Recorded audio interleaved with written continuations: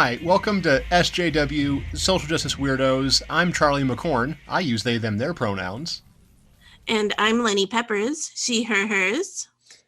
I'm very excited about today's episode. I am too. I'm super excited.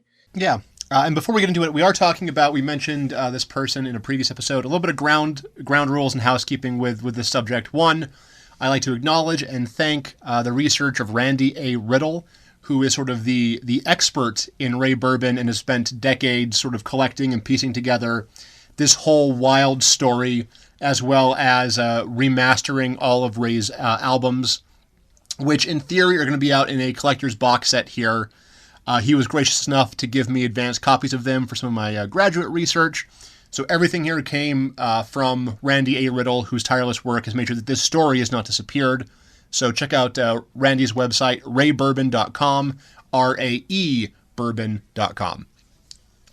So another thing, too, I want to make sure that I'm not retroactively applying any identity to someone who maybe not would have had the dialogue or the language to define it for themselves. So I'm not saying that Rae Bourbon was trans, but I'm also not saying that Rae Bourbon was cis. And obviously, there is some gray area between that, as we're going to see in today's episode. So, first of all, let's talk about sort of the origins of Rae Bourbon. Rae Bourbon was born in Texas in the late 1800s, educated in England. And it was over in England where they fell in love with the art of drag. So drag has a long history dating, back hundreds of years. You can sort of trace the direct line to our modern drag queens of today, like, Priscilla Chambers, or Bitch Pudding, famous great characters like that. As World War I was starting to sort of like become an inevitability, Rae got out of England and headed back to Texas and said, well, you know what? I love entertaining. I love being on the stage. I am absolutely going to try to make a go of it in this brand new place where weirdos and entertainers can go, called Hollywood, California. So Rae actually heads out. And okay, quick little pause here. There's a lot of things that Rae claimed about their lives that I don't know is true or not. And it's kind of hard to actually find definitive proof of that. One of the biggest parts of this was that Rae for years claimed that before they moved to Los Angeles, they rode with Mexican revolutionary Pancho Villa in a series of raids in the Mexican Revolution. And even did like reconnaissance and spying for Pancho Villa while in drag. Okay, so this is a claim. What do you think? Do you think that it's plausible? Do you think that could be true? Well, here's the thing. There's no firsthand evidence supporting this whatsoever. However, in Rae's recounting of this story, there were facts that they knew that no one could have known unless they were there. Really? Yeah. So it's that big question. There are other things like this too. Like when they got to Los Angeles for years, they claimed that they had performed as a fire spinner at the opening of some famous the Los Angeles Coliseum of Art. Everyone's like, well, that's nonsense. Until people found photos of them at that opening doing fire dances. What? Yeah. And that's sort of Rae Bourbon's life. All of these crazy stories that just can't be true. And I don't think all of them can be true, but some of them definitely are. And so Rae started going in entertainment, got into silent films, was a bit player in a couple of Rudolph Valentino films. Mm-hmm. Like very small roles, but was acting, was getting out there. But then something kind of serendipity. In the 1930s, there was this movement called the pansy craze in entertainment, where openly gay performers and openly gay reviews were kind of like the in thing for straight cis audiences. Now, the art was accepted, but the performers really weren't. And a lot of performers that were, sort of instrumental to this pansy craze died tragically young. Rae, however, started developing an act that we would sort of identify now or more socially, more consciously, socially, that we would more closely associate with drag. and started releasing several comedy recordings, stand-up comedy recordings. Comedy, as we both know, as two comedians, has evolved dramatically in the last century, definitely. So this isn't like what we would imagine stand-up comedy to be now, the introspective kind of like alt comedy that's sort of in vogue. This was like funny songs, playing characters, and playing a lot of women. Rae played various women throughout their lives, in various roles that women would play through their lives, I should say. When on tour, Rae was arrested multiple times, including a famous raid by the police where they were arrested for impersonating a female. They were arrested live on radio one time for this. What? Yep. Charged multiple times with obscenity, with impersonating a female. And some of this actually kind of bleeds into Rae's comedy. In a couple of their smaller bits, they have one track called like The Raid, which is all talking about like being arrested with a bunch of other queens and then going to jail and then getting out scot-free because they see the judge and recognize her from a drag club. So... That's the song, or is that true? That's, again, I don't know. The fact is, definitely arrested multiple times for impersonating a female. Okay, so, like, where in, like, the timeline are we right now? Like, we're in the 1930s. They have another track about attending a gay marriage in Chicago in the 1930s. And this isn't like a political, like, we deserve rights to get married. This was more like, hey, I went and saw a couple of fags got married, and we all got arrested, blah, blah, blah, blah, blah. It's very sort of kitschy. It's very sly. It's incredibly politically incorrect. It's also sometimes, like, shockingly racist. There's one track later on from the 1950s that was probably more in line of what we know as stand-up comedy to be, that was pro-segregationist. That's disappointing. It is disappointing. Rae continued, sort of performing for, 30s, 40s, and 50s, releasing albums all through this time. An openly queer performer releasing albums across decades, almost unparalleled in the history of art in this country. And then we get to the 1950s. Here's where things go a little bananas. So in the last one of these that I did... Hang on one second. Yeah, go ahead. I have to buckle in for this. Yes, so, buckle in. Put my seatbelt on. Okay, I think I'm ready. Yeah, make sure your tray tables are in the upright position. So 2 episodes ago, we talked about the life of Christine Jorgensen. And we mentioned about how, their gender-affirming surgeries was, huge news, made them an international celebrity. So Rae Bourbon, in one of the most ingenious bits of, I think, self-promotion I've ever seen from this time period, Rae Bourbon releases a press release saying stand-up comedian and performer Rae Bourbon has gone to Mexico and has gotten the Christine Jorgensen operation. This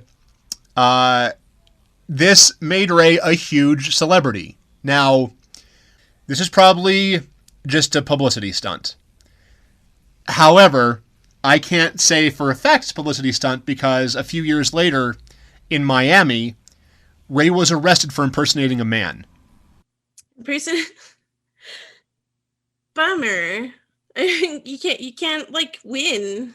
You can't. And if Rae had undergone the series of operations in Mexico, she would have been the first person to have this done on the North American continent. So Rae, like Christine Jorgensen, becomes a huge celebrity and capitalizes this on releasing the stand-up comedy album called Let Me Tell You About My Operation, which is, again, dated and old. Some of it still hits today. There's a couple of lyrics that still, I think, hit me in certain areas, a couple of like the actual songs that she's doing. So Rae, for the rest of the 50s and into the 60s, is a huge hit, releasing album after album, kind of riding this wave of popularity. Not saying these albums were all good. Some of them are... I know that album. We did an art project on this album, 8 months ago? We did. We took a bunch of these albums that Rae did, and we recreated them. We were inspired by them with me in the role of Rae Bourbon. They're some of my favorite photos of myself. You always take my favorite photos of me. It was a blast. I hope that we can do something like this again sometime. Ooh, maybe we will. And so the albums that come after this, very popular. They're not one of them. One of them, which is it's like an around the world kind of album. Each track is Rae inhabiting a woman of a different ethnicity, which is just as shockingly racist and awful as you can imagine it being. Yeah. There's also an album all about the Old West, which is so incredibly shitty to Native people. And being shitty to Indians was kind of something that came up a lot in Rae's comedy, which sort of using the, having the reductive stereotypes of the time, not excusing anything, but it's really kind of like shocking. And it was a little hurtful to me when I was first listening to all the records. I'm like, here's someone who does comedy, who plays with gender the way that I do, someone who's claimed trans identity like I do. And it's just like, shitty and racist in a lot of places. Mm-hmm. The 1960s, however, were not great for Rae. And part of that came from like the larger like things that happened in culture, is that like the sexual revolution was in full swing. And so Rae's material that they had been doing for like almost 30 years by this point was getting tired and kitschy and just not what was like in vogue, and kind of like got pushed to the sidelines. Also, a lot of like queer liberation groups and gay rights activists kind of threw Rae under a bus of like, we're trying not to be, perceived as like mincing, queermos. We are people, we are human beings. We don't need these backward stereotypes defining all of us as a people. Yeah. So that, and then later coupled with the AIDS epidemic, really kind of cut off the cultural knowledge of Rae Bourbon.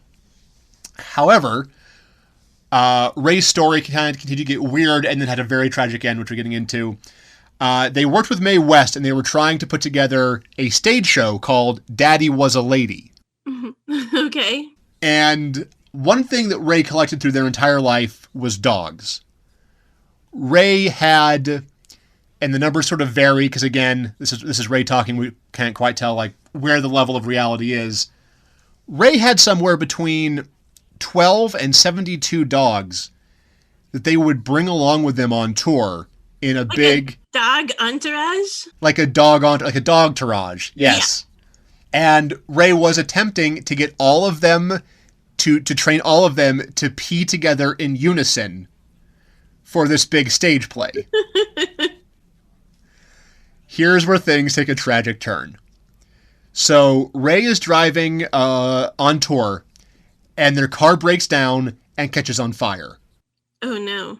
They quickly uncouple the trailer carrying potentially dozens of dogs and get them to safety.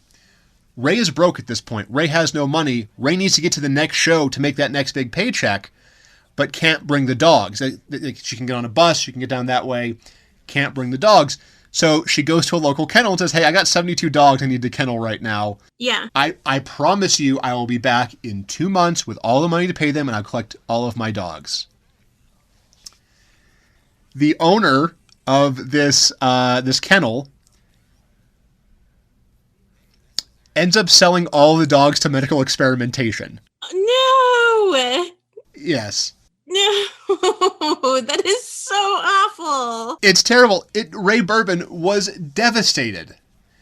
And so what Rae does is he hires a couple of choir boys from the show that he was producing and says, hey, go rough this guy up and find out where my dogs are.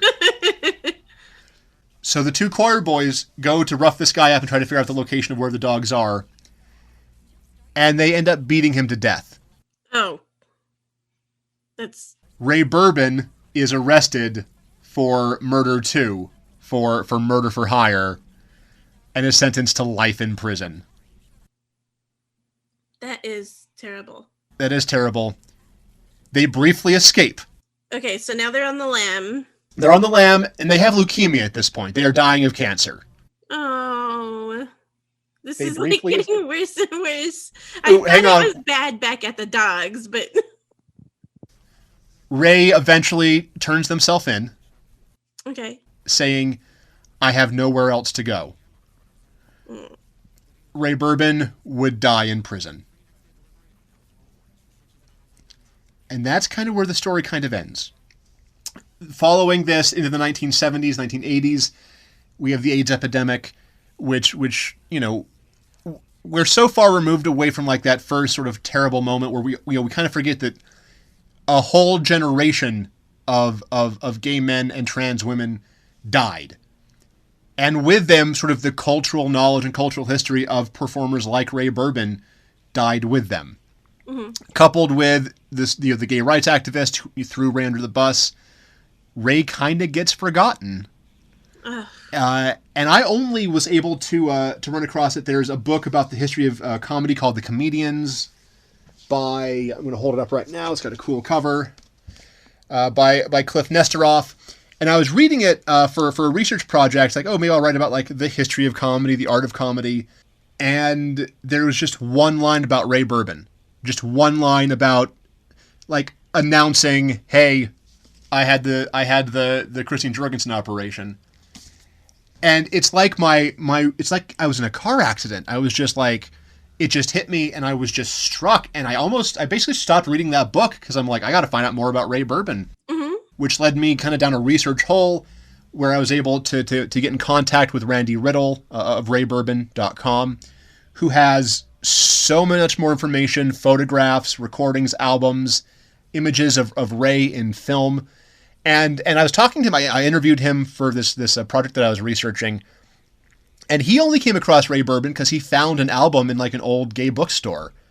Wow. And he was also like, what the fuck is this guy? I mean, someone released a comedy album, a openly queer entertainer released a comedy album about sex change operations in the 1950s.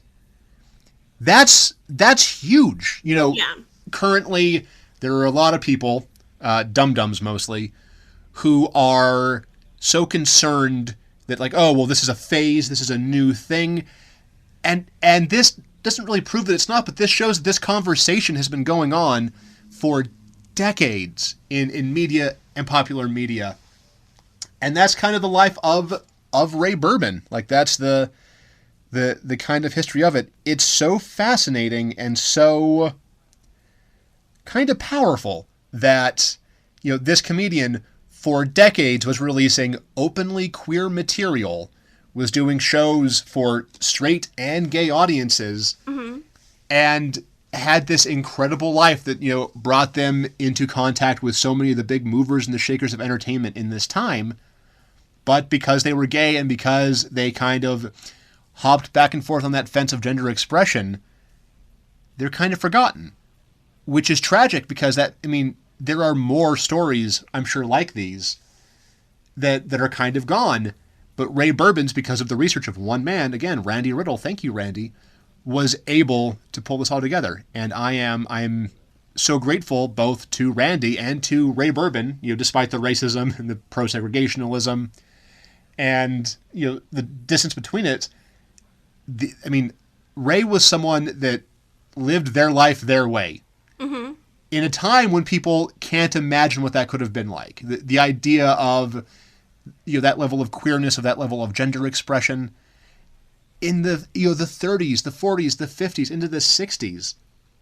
When Rae died, there was this great political cartoon that showed up in a lot of gay magazines and like crossdressers magazines of the time.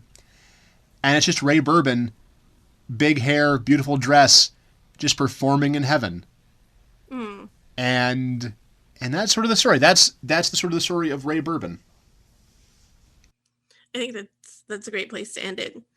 Yeah. Wow, that was a wild ride.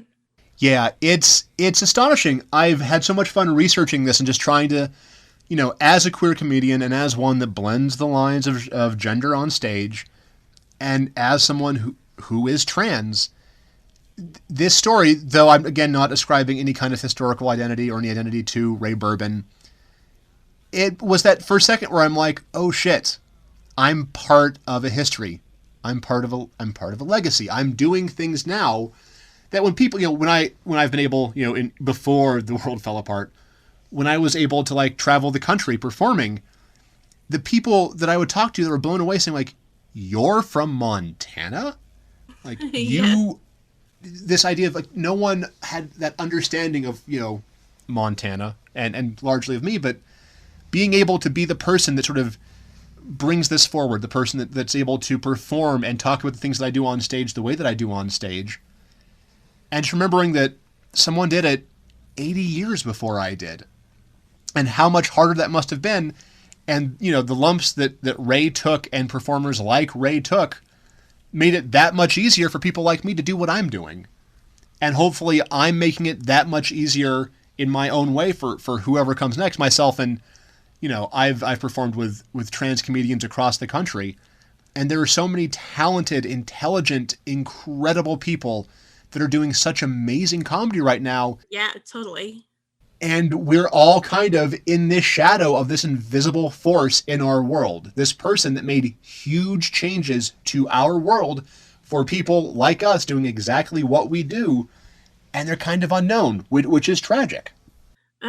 I think that is a great place those are some great words to end this on. I think so too. Again, I'd recommend our listeners check out raebourbon.com, raebourbon.com, to get the whole story from a fantastic historian who has done some great work. I would love to hear way more about maybe some specifics in different areas of Rae Bourbon's life, and maybe hopefully have a guest eventually in the future to, you know, talk about this more, because I totally came out of this wanting to like just hear about this like all day. It's same. It kind of changed my life. Like this research and this story kind of changed the trajectory of what I was doing, you know, in graduate school and sort of doing in my life. It really made me consider, you know, what I'm doing.